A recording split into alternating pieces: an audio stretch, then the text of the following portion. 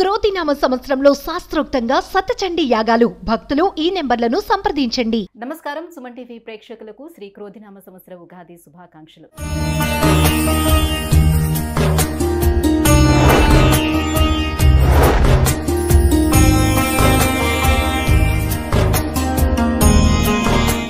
ఈ క్రోధినామ సంవత్సరం ద్వాదశ రాశుల వారికి ఎలా ఉండబోతుంది, అలాగే ఈ సంవత్సరం మొత్తం మీద నవగ్రహాల స్థితిగతులు ఏ రకంగా ఉన్నాయి అనే విషయాన్ని తెలియజేసేందుకు మనతో పాటు ఉన్నారు జ్యోతిష్య రత్న, జ్యోతిష్య చక్ర వైభవ నిపుణ డాక్టర్ రాళ్లపల్లి రవికుమార్ గారు.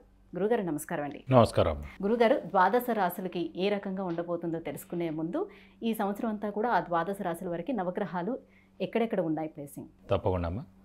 శరదిందు సమాకారే పరబ్రహ్మ స్వరూపిణి వాసరాపీఠ నిలయే సరస్వతి నమోస్తుతే.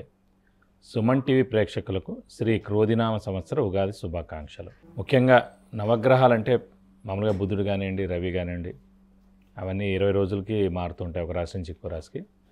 అలాగే శుక్రుడైనా 20 రోజులు మారుతాడు, కుజుడు 45 రోజులు, రవి నెలనాడు. కాబట్టి ముఖ్యంగా మనం తీసుకోవాల్సిన గ్రహాలు మటుకు 4 అండి. ఒకటేమో గురు, సంవత్సర కాలం అక్కడే ఉంటారు కాబట్టి. రాహుకేతులు ఏడార్థానికి ఒకసారి మారుతారు కాబట్టి.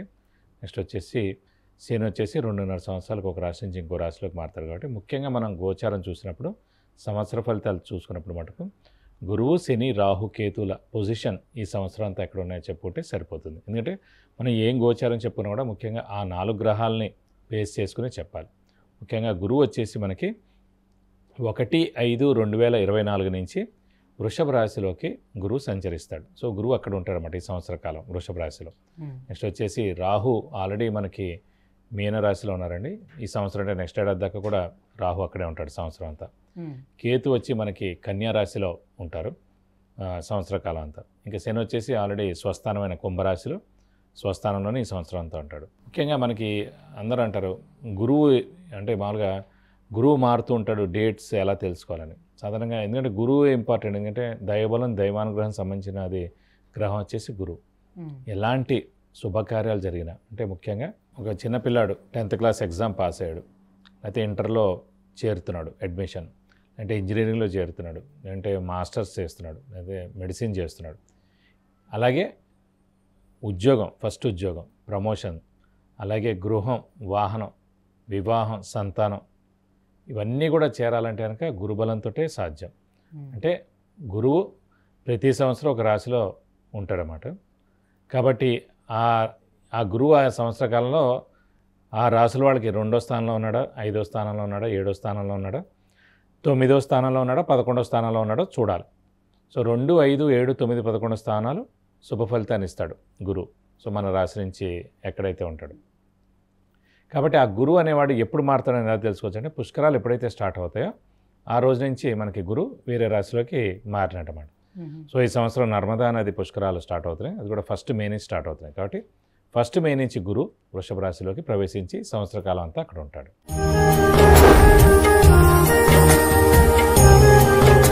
గురుగారు, మీనరాశి వారికి గ్రహస్థితిగతులు ఎలా ఉన్నాయి? వీళ్ళకి ఏ గ్రహాలు ఏ స్థానాల్లో ఉన్నాయి, ఎటువంటి ఫలితాలను ఇస్తున్నాయి ఈ సంవత్సరం? మీనరాశి అనగానే మనకి పూర్వభాద్ర 4వ పాదం, ఉత్తరాభాద్ర 1, 2, 3, 4 పాదాలు, రేవతి 1, 2, 3, 4 పాదాలు.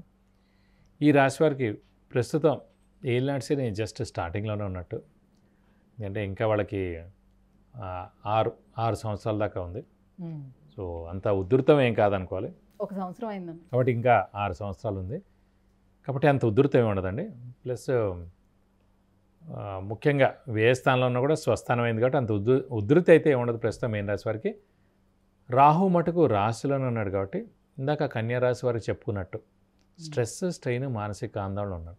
ఎందుకంటే మన జాతకరీత్యా కూడా చంద్రుడు రాహుతో ఉన్నా, చంద్రుడు కేతువుతో ఉన్నా, చంద్రుడు శనితో ఉన్నా కూడా విపరీతమైన ఆలోచన, అధైర్యం, స్ట్రెస్, స్ట్రెయిన్, మానసిక ఆందోళన పొందుతూ ఉంటారు. ప్లస్ చంద్రుడు మాతృకారకురాలు కాబట్టి వాళ్ళ తల్లి కూడా ఇలాంటివి పొందుతూ ఉంటారు.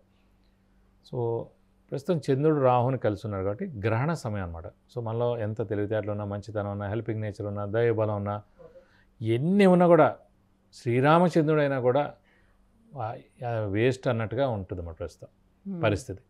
ఎందుకు మనదంతా ఇలా కవర్ అయిపోయి ఉంది. ఫర్ ఎగ్జాంపుల్ సూర్యగ్రహణం వచ్చిందండి, అంత పెద్ద సూర్యుడు కూడా మనకు కనిపించడు. ఎందుకంటే ఆ గ్రహణం పట్టింది కాబట్టి. అలాగే మీలో ఎంత మంచితనం ఉన్నా ఏ ఉన్నా కూడా బయట వాళ్ళకి తెలియదు. అనవసరం సడన్గా ఏంటంటే ఎప్పుడు అనని వాళ్ళు కూడా ఎన్నో మాట్లాడడం, మారిపోయాడు అని అనడం, మాట్లాడలేదు అనడం, పొగరు వచ్చిందని అనడం, ఏవేటో అంటుంటారు మేడం. సో మనం ఏం పట్టించుకోకూడదు ప్రస్తుతం. ఎందుకంటే మన రాశిలో రాహు ఉన్నాడు, చంద్రుడు కలిసి ఉన్నాడు ప్రస్తుతం అని చెప్పి మనం కామ్ అయిపోవడం ఉత్తమం. ఆల్రెడీ మీన రాశి వారు చాలా సాఫ్ట్, నిదానం, మంచితనం అన్నీ కూడా పరిపూర్ణంగా ఉంటాయి. ఎందుకంటే మేషం స్టార్ట్, మీనం లాస్ట్. సో మీనం అనేది మోక్ష రాశి అనమాట. అందుకే మీన రాశికి అధిపతి గురువు అయ్యాడు. మోక్షానికి కారకుడు, ఆధ్యాత్మికానికి కారకుడు, దైవబలానికి కారకుడు, ఇవన్నీ కూడా గురువే. కాబట్టి ఆ రాశి అధిపతి గురువు అయ్యాడు. కాబట్టి వీళ్ళకి ఆల్రెడీ ఈ దైవ బలం, దైవానుగ్రహం పరిపూర్ణంగా ఉంటుంది. ఎందుకంటే అందులో పూర్వభద్ర నక్షత్రం కూడా ఉంది. పూర్వభద్ర నక్షత్రం గురువు నక్షత్రం అన్నమాట. సో గురువు నక్షత్రం కూడా అందులో ఉంది. కాబట్టి దైవబలం ఒకటి ముఖ్యంగా. గురువు తృతీయ స్థానంలోకి వెళ్తున్నాడు. ద్వితీయం నుంచి తృతీయంగా వెళ్తున్నాడు. ద్వితీయంలో ఉన్నప్పుడు విపరీతమైన గురుబలం ఉండేది, ప్రస్తుతం తక్కువగా ఉంటాడు. తృతీయ స్థానం అంటే జనాల సహాయ సహకారాల స్థానం. అలాగే గోల్డ్ కారకుడు కూడా గురువు. తృతీయ స్థానం అనేది గోల్డ్ స్థానం కూడా అన్నమాట. మెడ ఇదంతా తృతీయ స్థానం అండి. సో బంగారం కూడా విపరీతంగా కొంటారు ఈ సంవత్సరం. కొనేందుకు అవకాశాలు ఎక్కువగా ఉన్నాయి. జనాల సహాయ సహకారాలు ఎక్కువగా ఉంటాయి. అలాగే తృతీయ స్థానం అనేది రైటింగ్ స్కిల్స్, కమ్యూనికేషన్ స్కిల్స్, ఇవన్నీ కూడా తృతీయ స్థానం. అవన్నీ కూడా మెరుగుపడతాయి ఈ సంవత్సరం, పిల్లలకు కానివ్వండి, కొత్త వాళ్ళందరూ కూడా. కాబట్టి ఈ సంవత్సరం రాహు మెయిన్గా రాశిలో ఉన్నాడు కాబట్టి విపరీతమైన స్ట్రెస్ స్ట్రెయిన్ ఉంది. దాంతో కూడా ఆలోచన అధైర్యం పెరుగుతూ ఉంటుంది. కాబట్టి దాన్ని ఎక్కువగా మీరు పట్టించుకోకుండా ఉండడం ఉత్తమం అని చెప్పుకోవాలి. మరి వ్యాపారస్తులకు ఎలా ఉంది? వ్యాపారస్తులు మటుకు మిశ్రమంగా ఉందని చెప్పుకోవాలి. ఎందుకంటే కొత్తగా వ్యాపారాలు ఏం స్టార్ట్ చేయకుండా ఉండడం ఉత్తమం అండి ఒక 2 ఏళ్ల దాకా. అంటే ఏలినాడ్సిన ఎఫెక్ట్ ఉంది. ఆల్రెడీ ఇక్కడ రాహు రాశిలో ఉన్నాడు, ఈ తృతీయ స్థానంలో గురువు ఉన్నాడు. కాబట్టి గురుబలం తక్కువగా ఉంది. కాబట్టి గురువు మెయిన్గా ధనానికి కారకుడు కాబట్టి మిశ్రమంగా ఉంది. కాబట్టి వ్యాపారస్తులు కొత్త వ్యాపారం కానీ ఎక్స్పాన్షన్ కానీ రెండు కూడా వద్దు, ఉన్నది ఉన్నట్టు చేసుకోవడం బెస్ట్. క్రెడిట్ కూడా ఎక్కువగా ఇవ్వకుండా ఉండడం బెస్ట్.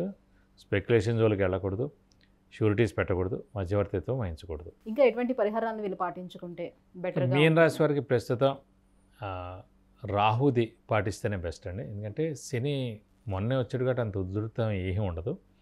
రాహు ఈ రాశిలో ఉన్నాడు కాబట్టి నెక్స్ట్ ఏడాది అతను కూడా ఏప్రిల్ మే కల్లా మారిపోతాడు. కాబట్టి రాహుకి సంబంధించిన రెమెడీస్ అంటే ప్రతి రోజు అమ్మవారి అష్టోత్తరం చదువుకుంటే మంచిది. ఏ అమ్మవారైనా పర్లేదు. అలాగే ప్రతి శుక్రవారం అమ్మవారి టెంపుల్కి వెళ్ళి 40 ప్రదక్షిణాలు చేస్తే మంచిది.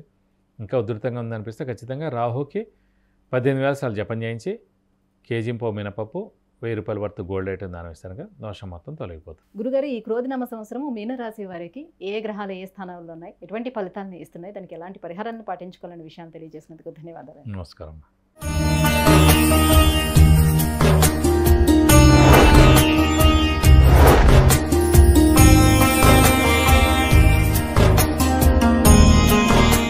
విద్య, ఉద్యోగం, విదేశీయానం, వివాహం, వాహన యోగం, గృహయోగం, సంతానం, ఆరోగ్యం, వీటన్నిటి గురించి తెలుసుకోవాలంటే గురుగారు అపాయింట్మెంట్ కోసం కింద స్క్రోల్ అవుతున్నటువంటి నెంబర్లకి మిస్ కాల్ ఇవ్వండి, లేదంటే మెసేజ్ చేసి అపాయింట్మెంట్ తీసుకోవచ్చు.